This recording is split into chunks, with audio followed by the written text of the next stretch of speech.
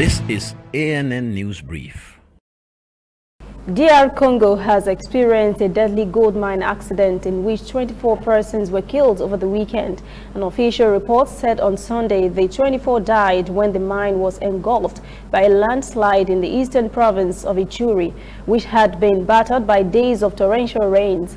Provincial Minister of Mining Diodone Apasa said the death toll could still rise as rescue workers search for survivors. Apasa said the miners were taken by surprise by the landslide that engulfed them. Civil authorities say 31 persons had died in the last 1 week at Bukavu in eastern South Kivu province as a result of incessant rain. 31 miners were said to have died in a similar disaster in October at a makeshift mine further to the west. 41 deaths were blamed on landslides caused by heavy rains in the capital Kinshasa in late November.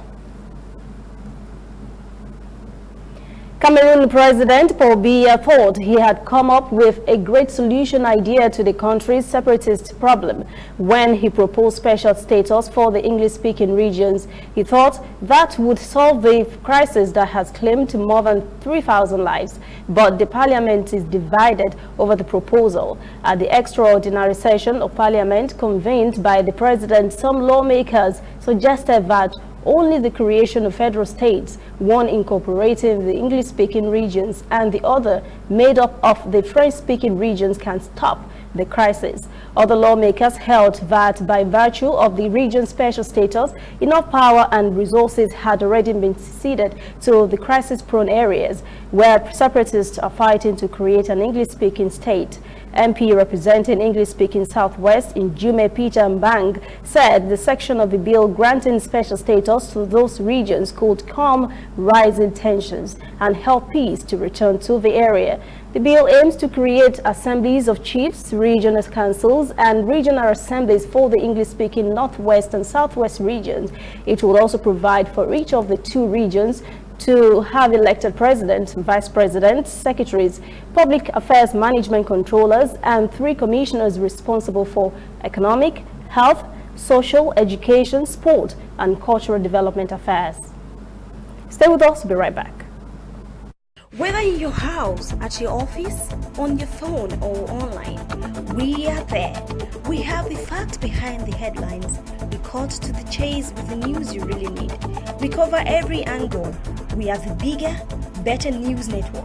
We are African News Network. ANN. Watch ANN News on MITV from a truly African spirit. Good news for rhinos in Namibia. Ministry of Environment and Tourism is reporting that poaching had dropped to 41 rhinos killed this year so far. The figure during the same period last year was nearly 72. The world's second largest white rhino population after South Africa resides in Namibia.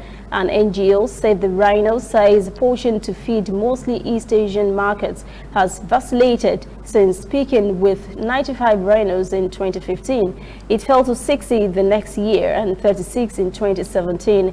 Namibia has been cracking down on poachers and is also lobbying against the rules that govern the global trade in endangered species. Other countries have rejected proposals to relax restrictions on legal hunting and exporting of white rhinos. More than 300 persons were charged with poaching offenses between 2014 and last year. All were Africans except for 17 Chinese.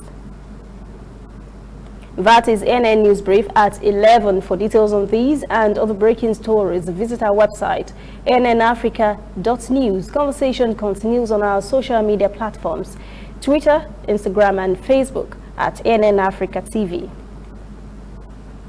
I am Lucy Ademi.